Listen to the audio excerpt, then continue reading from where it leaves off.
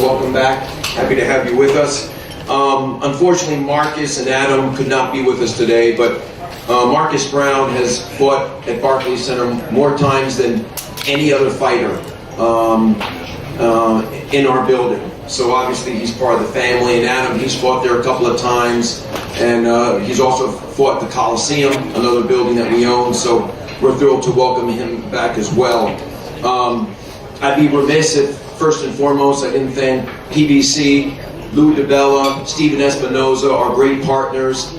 We're on to creating something really special in Brooklyn when you think about our boxing program, and we wouldn't be here if it wasn't for them. So look forward to seeing everyone on Saturday night, and we're in store for a great card. Thank you. Before I bring Stephen up, I just want to acknowledge the people at the dais. Two of the best trainers in the game at the dais. Both of these gentlemen in the main event are fortunate to have guys that are teachers, real old school trainers. You don't want to sit here all the time and reminisce and say things were better in the old days or whatever, but there are a lot of trainers out there, and there are a lot of good trainers out there today. But when it comes to training, things may have been a little bit better in the old days. But these two gentlemen are throwbacks. These are guys that know the game inside and out, that are capable of teaching their fighters as good as their fighters are. Barry Hunter, one of the best in the game, with Lamont Peterson, Mr. Charles over here, Mr. James over here, I'm spacing out. The Trainer of the Year for 2017, and I've got a mental block. Derek James, I've done this more than once. You don't want to correct myself this time, Derek, without looking at a piece of paper. But Derek has had an unbelievable year. He was named Trainer of the Year by ESPN, by Yahoo, by the Sweet Science. It's crazy, and it was a year that's well deserved, because this man started out as a boxer and has had even more success as a trainer, and really is one of the best young trainers in the world. Congratulations on all the success, Derek. It's well deserved. Robert Easter, the man's a beast. He's one of the longest guys in his weight class I've ever seen. He's got reach, he's got power, he's got boxing ability, he's got all the skills. He's a handful for anybody. And he's facing a guy in Javier Fortuna, who's a confident guy that's been a world champion before. And Javier's been talking a big game. Javier's been talking about knockouts. In fact, Robert, Javier's talking about knocking you out on Saturday night.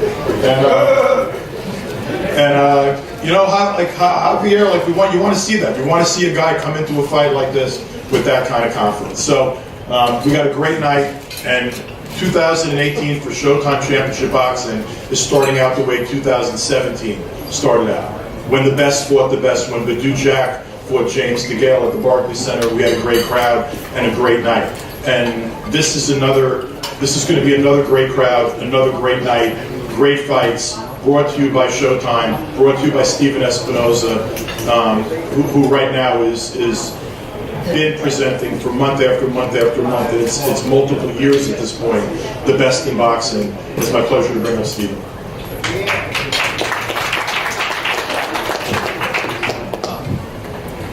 Thanks, Lou.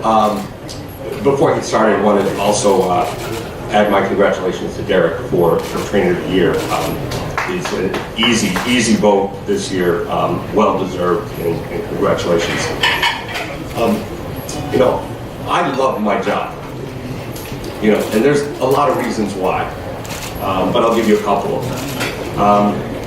First of all is I get to work with young men and some older men up here of the character that we have on this stage right now.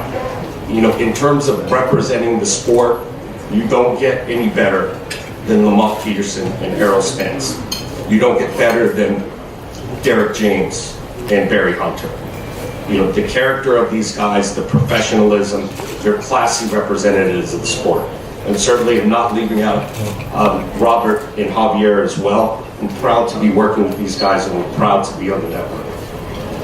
It's a cliche, but it's true. You can't play boxing. You can play a lot of sports, you don't play boxing. You're in the NFL, you can dog it on a play. You're in the NBA, you can jog back on defense. In boxing, you can't do that. You got to be dedicated. You have to be passionate, and that's what we got up here: is dedication, class, professionalism, and it's going to reflect in the ring.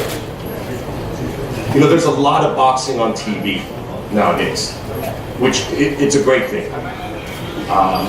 And it's positive for the sport, and I'm glad. But there is also a danger to that. When there's a lot of boxing on TV, sometimes it all gets grouped together. You know, there's boxing on TV this weekend. You know, this network is doing, the sports network is doing boxing. Boxing's on. But not all boxing is the same. You have to realize this. What we have right here is special. What we're doing on Showtime Championship Boxing is special. This isn't a named fighter versus no one you've ever heard of. This is not, you know, guys that, you know, you've got to Google to figure out where they've been for their entire careers. These are the best in the sport. Top 10 guy versus top 10 guy. You know, Errol Spence has grown up on Showtime.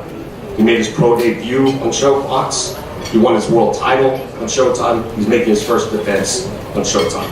Lamont Peterson also grown up on Showtime. This will be his 8th appearance. Been on Showbox 3 times. This will be his 5th appearance on Championship Boxing. One of the strongest resumes in the sport.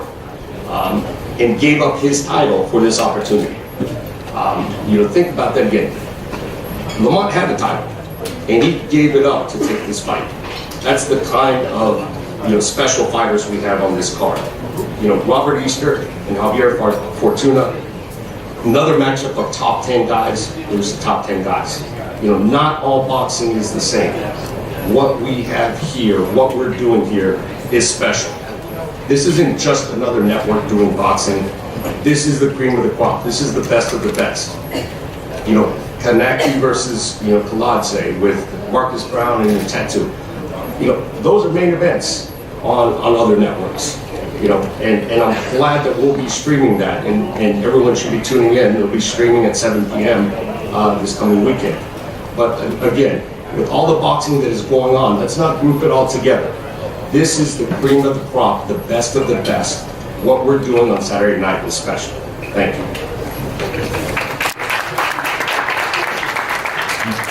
What Showtime's been doing for a long time now is special, and frankly, so is what Premier Boxing Champions have been doing in terms of matching some of the best fights in the business on a regular basis, creating a brand by taking the best and matching them with the best, and we got to keep doing more of that. I'd be remiss if I didn't acknowledge in the crowd, I mentioned 2 of the great trainers that are sitting on the dais. There's a great trainer sitting in the audience, a Hall of Famer. He was a warrior in the ring as a fighter, and really one of the great teachers in the history of boxing training, Freddie Roach. And I'm going to hand it over to one of the busiest men in sports commentary, a guy that's working constantly, and is on your television constantly, and he deserves to be because he's one of the best. Brian Custer. So Brian's over. And also translating for Javier Fortuna will be the illustrious Samson Lukovic.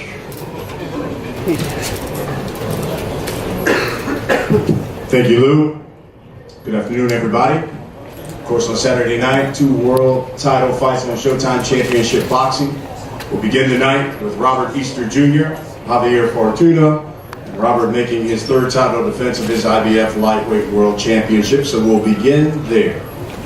And Robert, considering it is your 3rd title defense, I think the last time we saw you in the ring up against a crafty lefty, Dennis Shafakov, and it was really an all-out, all-action fight. So given that, you're facing another lefty who's got punching power, says he's coming to knock you out. Any concerns facing another lefty? No, it's no concerns. You know, my last fight, I was against a lefty, tough lefty. You know, I made that fight hard. But coming out different this fight, you know, using my reach and my feet and my speed. You know, Javier Fortuna is a 2-time former world champion. I just found that out. Really don't know much about the guy. You know, I'm not, you know, shying that he's a 2-time world champion, but I know what I came to do. You know, that's to put hands on a man and man down. You know, and I'm a world champion, as you know. And these people know what I bring to the fight game. You know, I don't leave without my strap. You know, so it's man down come January 20th. All right. Javier, you know, he just basically said he really didn't know that you were a former world champion until just now. You think that he made a mistake in taking this fight against you? Bueno, para mí yo creo que ya es tarde para él darse cuenta ahora que fui de ese campeón. It's too late now to find out that I was twice world champion. Yo lo que espero que él y su equipo no tengan ninguna excusa el día 20 cuando estemos arriba del ring. I hope so that I have no excuse on the 20, on top of the ring.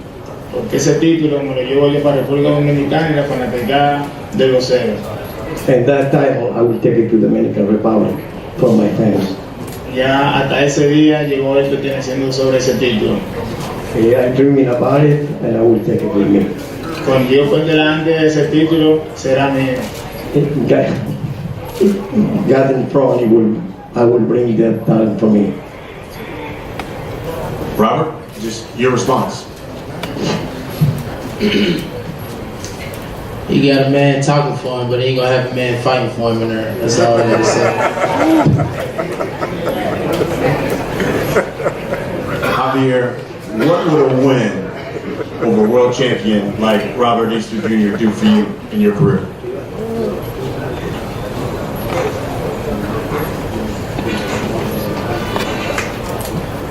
Eso sería, ganándole a Robert Easter, sería un galardón para mi carrera y para mi equipo y mi país. A win to, which I win to him, it will be great for my country and for my fans, for my family.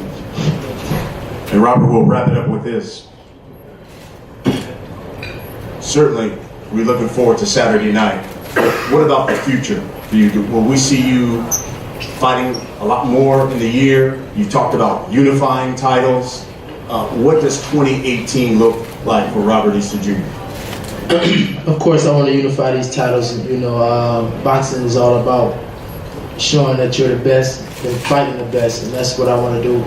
You know, fight these other champions in my weight class, and most importantly, just stay healthy and remain on top, and you know, finish the year off undefeated like the years before. Again, that will be the first fight you'll see Saturday night. And then we come to the main event. The welterweight scrap. Errol, the Truth. Spence taking on Lamont Peterson. IBF welterweight world championship at stake. And you know, Errol, I think we talked a little bit about this fight not too long ago. But before you were a world champion, you know, people knew you were the Truth. But some people even questioned whether or not he had the goods. Now that you're world champion, is there anything left for you to prove? What does this fight mean to you? Well, this fight means everything to me. It's still a lot to prove. I still have a chip on my shoulder. Like I said, I want to clean out the division. You know, I want to be the last man standing. So that's what I'm going to do. I want to fight the top fighters. I want to beat the top fighters in my division. So, you know, I got Lamont. So it's fight time. Lamont, when you look at your resume, you fought some top guys. I mean, you can go down the names from Khan to everybody that you've been in the ring with. So given that, what does this fight mean to you at this stage of your career against somebody like Errol Spence? Well, when I got into boxing, when you get into anything, you have goals. First, you know, you want to be, you know, starting the amateurs, a national champion. You know, you want to fight on Olympic team. You want to become a world champion as a professional. But the ultimate goal is to be in the Hall of Fame. Honestly speaking, me looking at that, and that's my goal. But at this point in my career, I wouldn't put me into the Hall of Fame. But with the win of a guy like, you know, Errol Spence, and you know, if everyone decides to actually fight each other at welterweight, and if I can make it through all of them names, I'll put myself in. So that's why I signed up for these fights, and that's my goal. And of course, I'm going to give them all to get there. I remember you said, Errol, that, listen, maybe at the beginning we may box a little, but eventually this is probably going to be a dog fight. Do you anticipate on Saturday that's what Brooklyn and the world's going to see, a dog fight, and a fight where Lamont Peterson brings you in and says, okay, you're two of the best body punchers in the game, let's slug it out? I think so. I mean, like a lot of people are kind of putting this fight to the side, thinking it's going to be an easy fight. And anybody who follows my piece, and they know, it's going to be a hard fight. He always comes in shape. He's always in dog shape, has a lot of experience, and has a lot of skill, boxing and bang. So I know I'm in for a tough fight. I know it could be a dog fight, and that's why, I wanted to fight Lamont. Lamont was the only guy left. Nobody else wanted to fight. So my man came to me and said, what about Lamont? I said, yeah, of course, because nobody wants to fight Lamont. So I took the fight. Now, it's going to be a tough fight, man. It's going to be a tough, rugged fight. If you watch Lamont fight, you know that later on in the fight, it gets rough. He starts out boxing, then he ends up standing there in the pain and fighting, tough. So, and you watch my fights, my fights always get rough. Either the guy's fleeing or the guy has no choice but to stand there and fight. So I mean, you know what it's going to be. It's going to be a rough fight. It might not be a lot of talking and a lot of, propaganda and, we push each other and spit in each other's face and things like that. But you know what you get out of Errol, Spence, and Lamont Peterson fight. You get a dog fight, you get a great fight, you get a fan-friendly fight. Sir, it's true. I think going into this one, I think you fought one time last year, you fought basically one time last year. Will we see Lamont Peterson more active this year, 2018?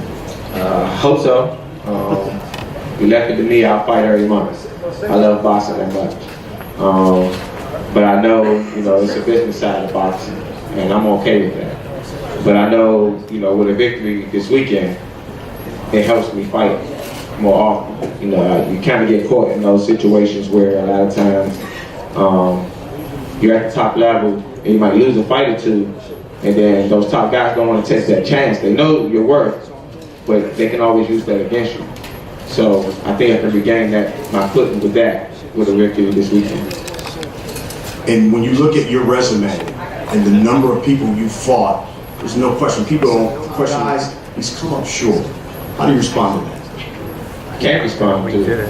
Honestly, I mean, it's in the history books. It's written. It's over and done with. However you feel about that, I respect it. It's nothing I can do about it. Errol, you talked about wiping out the welterweight division. Does that mean fighting actively, like 3 times a year? What does that mean to you? And you talked about wiping out the division and being more active. That means staying active. I haven't been active recently, due to waiting. Because, I had to wait for my title defense and things like that. And then, I had a lot of guys, not answering the call. A lot of guys, Al was in the call, these guys saying they're not, before to mention my name, they try to make the excuse this and that. Okay, I have a belt now. I went over there and got the belt. So what's the excuse now? And I'm still calling it. I have a belt and I'm still calling these dudes out. Danny Garcia, Keith Thurman, all these guys. You won't be sitting here if Keith Thurman, Danny Garcia, Sean Porter said they'll take the fight. I should have been world champion and had to call these dudes out. And Lamont Peterson answered the call like a real fighter, like a real soldier should do. So what do you see in 2018 for you? In a perfect world, what do you see for Errol Spence in 2018? Well, in the perfect world, I'd be unifying with Keith Thurman or something like that.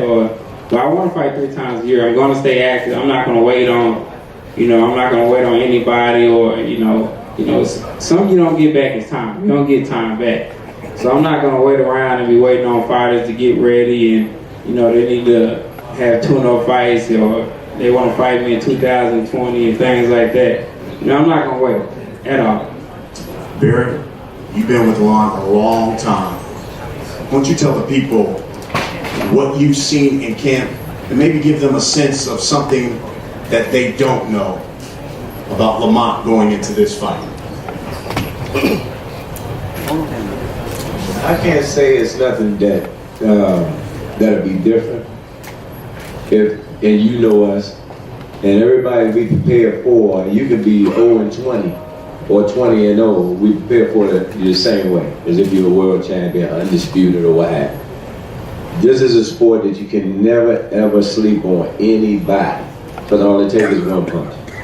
And if you listen to what Errol just said, they didn't answer the phone for him.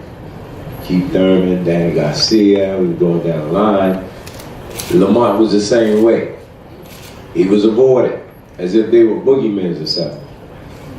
We answered the call for Keith. We answered the call for Danny again. And y'all guys saw that what happened the first time. And Kell Brook. As a matter of fact, before Errol fought Kell, we got the call for Kell. We agreed to the fight, but it went out the window. So, I'm with Errol. How can you say that you are the best and you don't fight the best? You had Ray Leonard, you had Hagler, you had Hearns, and Duran. What made boxing great back then, all those guys fought each other. They had no problem with doing so. And we the same way. I have no problem if I put my son on the stage in the ring versus whomever, because I know how we train. I know what we prepare for. So I don't think that you'll see, or we didn't do anything different. We treated this camp like we treat every camp. We train hard. So that's why we don't get up here clowning out and all that old garbage, because for the most part, when people do that, they scared anyway. These what matter in this sport right here. And just like anything else, come Saturday, we'll be ready to do what we do. Dear Trainer of the Year, with that comes a lot of notoriety. Does more pressure come with that now? People look at you differently when you're Trainer of the Year and you've got a world champion, a couple of world champions in your stable. Yeah, you know, it's a little different situation, but I don't buy into it. I don't listen to it. I just kind of keep pushing on and try to continue to be the best that I am, and that to give my guys whatever they need to give them. And you know, I don't buy it. I mean, I've been recognized as that, and I appreciate that, and I love it, but it doesn't make me. You know, I just continue to keep building, keep developing myself and develop my guys, because there's more for me out there. I'm still young in the sport, and so I just keep moving. You know, I was reading something, and it almost gave the impression that he's a newbie to the scene, and he's splashed on the scene now with Errol and Charlo. But you've been in the fight game a long time. Now you're going up against, training-wise, one of the best. Is there any kind of competition between the trainers when you get to fight? No, it's not. I mean, I've been in boxing for 40 years. Started boxing when I was 5 years old, 45 now. And there's no competition between me and Barry. Barry is this guy, he isn't. I'm who I am. My focus is to, like I said, to continue to grow, continue to help my guy, Errol and Jamel, Charlo, and when I bring my other guy, be better. And so, and his job is to help his guys, and that's the focus. And when we're in the corner, you know, my deal is for Errol. His deal is for Lamont. I don't think about beating him. I want my guy to be the best, to go out there and do his deal. Lastly, for you, Barry, considering these guys sparred together a long time ago, know each other very well, does that experience help at all in a fight like this? Yes, and it can, and in the case with Errol and Lamont working, and it's funny because I'm sitting here, Freddie was there in camp with us, Mike Stafford over there was in camp with us, Marcus Brown you spoke about was there. We had a great time. So it's almost like a reunion of sorts. Lamont inspires so many different people, you know, and I doubt very seriously if, you know, after that, because he do more teaching than anything, after that, if he thought about it anymore. Like Errol said, come Saturday, you're going to have two guys going in there that they're not old, they're not banged up, they're skillful, and they're dog fighters. So it may start off tactical, but somewhere in that fight that night, I think it's going to end up being a war. Other than that, come Saturday, I'm just looking for a great fight. And congratulations to Derek for winning Coach of the Year. I remember when I first seen him come through the scene, he worked hard to get here, they grind to get here just like us. I'm proud of him. Fantastic. We'll just give you guys the last word and go give it all to the fighters. Lamont, what excites you about this fight? I'm excited, honestly, and looking forward to the skill level that's going to be displayed this weekend. You know, people can look at it, you know, it's going to be a rough fight, that's for sure.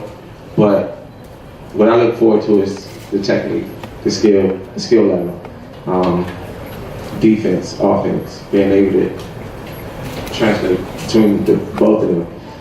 That's what I'll probably enjoy if I go back. When I go back and watch the fight, that's what I'll be looking at. That's what I'll enjoy. That's the part of boxing that I love. And Errol, what excites you on Saturday night?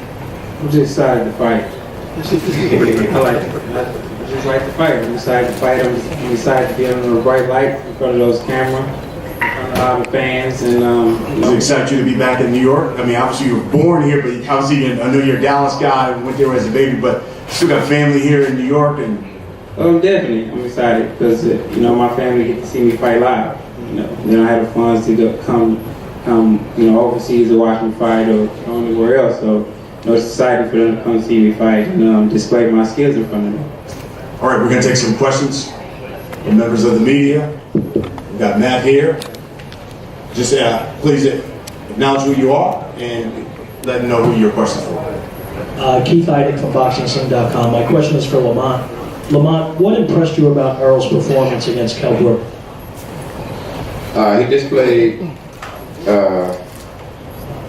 just even taking the fight and going over there, you know, for his first title fight was impressive to me.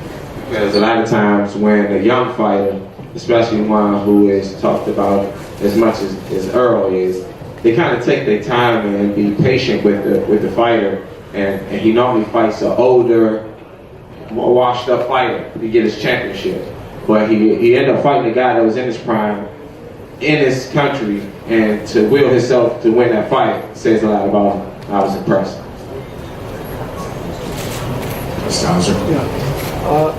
Lamont and Errol, you've conducted yourselves as exemplary sportsmen, and your teams have also. We seem to have lost that civility in our national dialogue today. Lamont, you're from Washington. I wonder if you and then Errol could comment on how you feel about all that and what's happening in the country at large.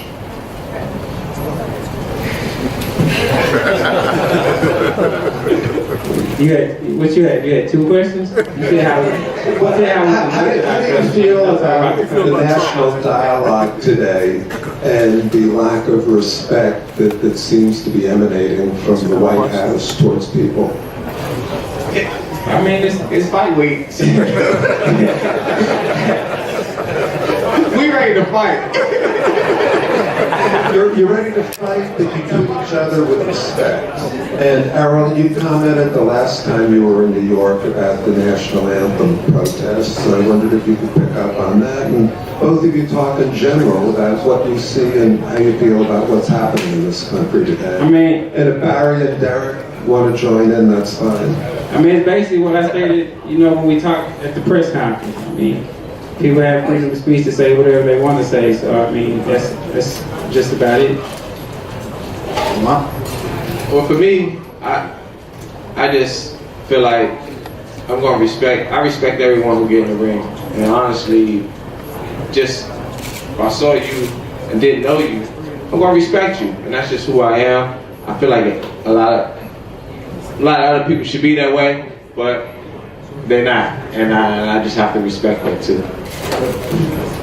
Barry? I'm with Lamont, you know, but I know where you're coming from. There's been a lack of respect around the world. Cut the TV on, every time you cut the news on, I mean, this is a different place.